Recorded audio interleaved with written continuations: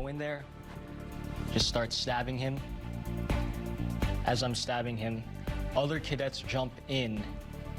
Breaking news now at 11. We are hearing from the cadets who stopped the gunman who fatally wounded their ROTC instructor, a man they say put his body between the gunman and his students. If he didn't lunge at him, I wouldn't be here right now. There's a possibility he could have turned his gun and I could have been next. Now at 11, our Jay Green shares the gut-wrenching details of that devastating day from those who were inside the classroom. Then, a tragic update in the search for a missing Newport News girl. Now at 11, what a family spokesperson is saying about the circumstances surrounding a 16-year-old's death. And city leaders vote on a controversial idea some say discriminates against unhoused people. Where things stand now at 11. I know it's April, but we have patches of frost expected for some in the morning. But how long will this continue? All the details straight ahead. News 3 at 11 starts right now.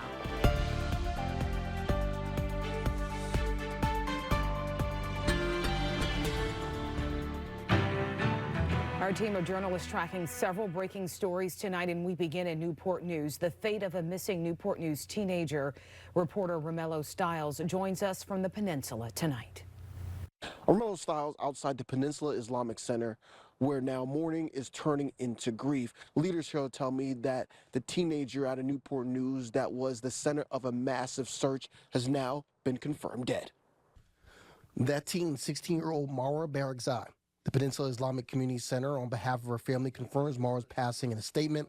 The center also told me that according to Mara's family, dental records confirmed that it was her body found in a lake behind Riverside Medical Center in Newport News Monday. Mara was first reported missing back on March 21st from Newport News.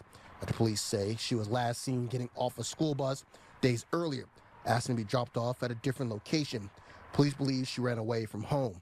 What followed was an all-out search for the Menchville High School student, involving Newport News police, the FBI, state police, and members of the community, using drones, canine units, and extensive ground searches to try and bring her home safely. A Cody alert was even issued, signaling concern for her safety, as her family described as heartbroken, worked closely with investigators while the community held out hope. But now, that hope is gone.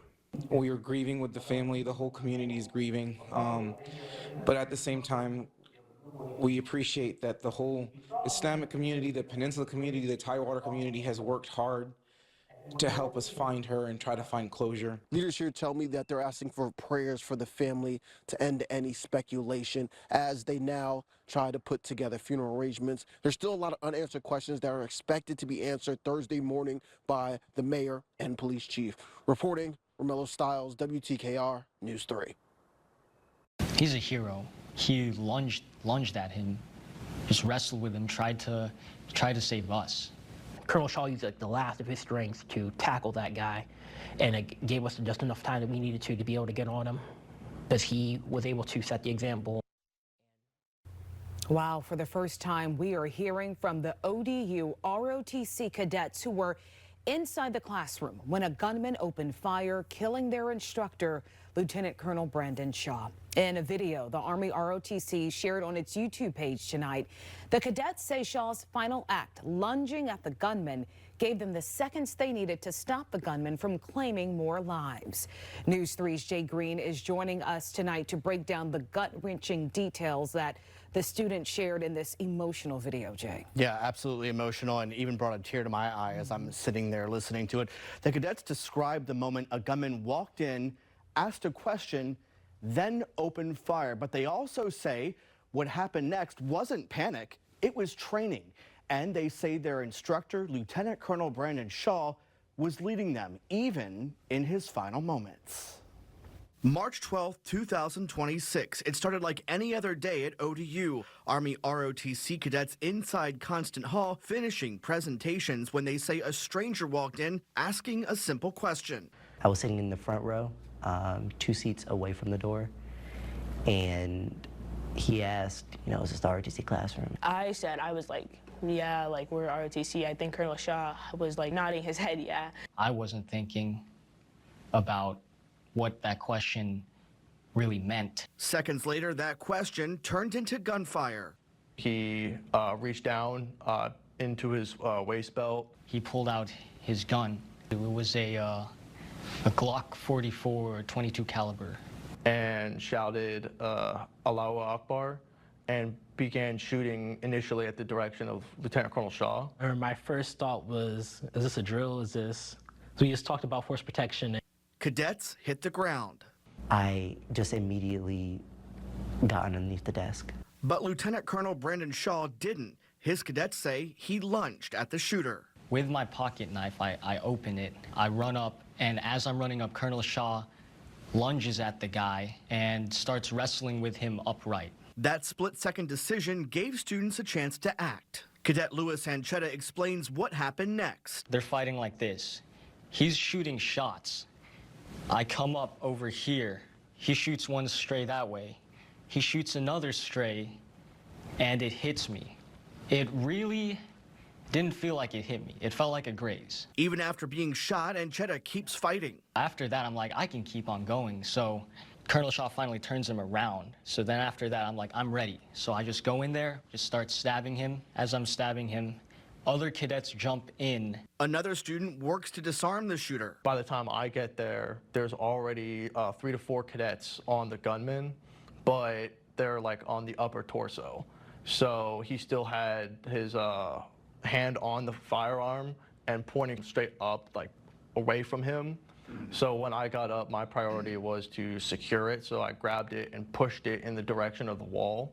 Yeah, he's getting stabbed by a couple different people. We're kind of throwing blows, wrestling with his hand. Hand had a gun on it. And we all fall on the ground. We're all in a pile. And because he's still a threat, I'm still stabbing him. We did what we tried to do to get the gun away from him, and he wasn't letting go of the gun. And I just happened to have a knife on me at the time. And Jetta and I, we were like neutralized this guy. And it wasn't until I was able to squeeze my fingers between the gun in his hand before I could rip it out. Upon getting it out of his hand, I dropped the magazine and pulled the slide bag, which there was 1 round left in it. The magazine was empty, but when I pulled the slide bag, 1 round ejected. In moments, the classroom turned from chaos to combat care. Cadets treating the wounded, including their instructor, Lieutenant Colonel Brandon Shaw, and Cadet Anchetta.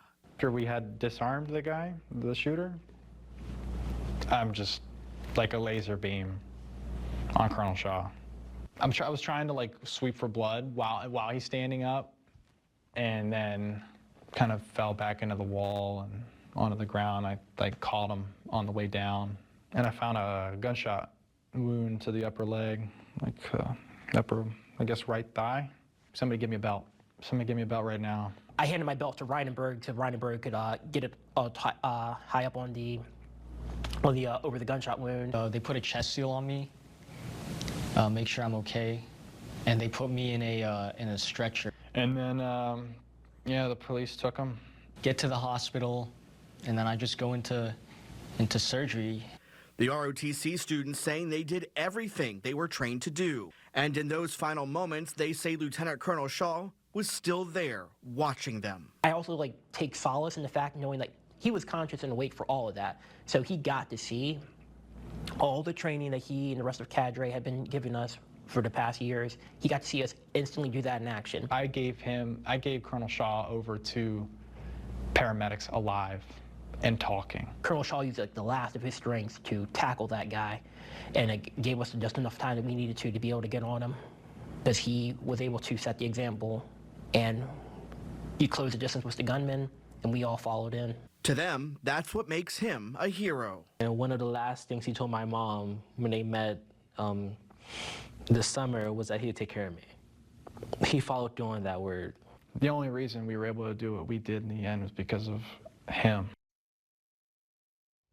Yeah, so some very emotional sound there. The cadets' efforts ended the gunman's life, as we reported here on News 3, but the FBI is investigating the shooting as an act of terrorism, and as we've reported, that has been based on what the cadets heard the gunman say before opening fire. Now, we do want to mention the cadets say they're now back in training, just weeks away from commissioning, carrying forward all of those lessons and the legacy of Lieutenant Colonel Brandon Shaw. I'm Jay Green, WTKR News 3.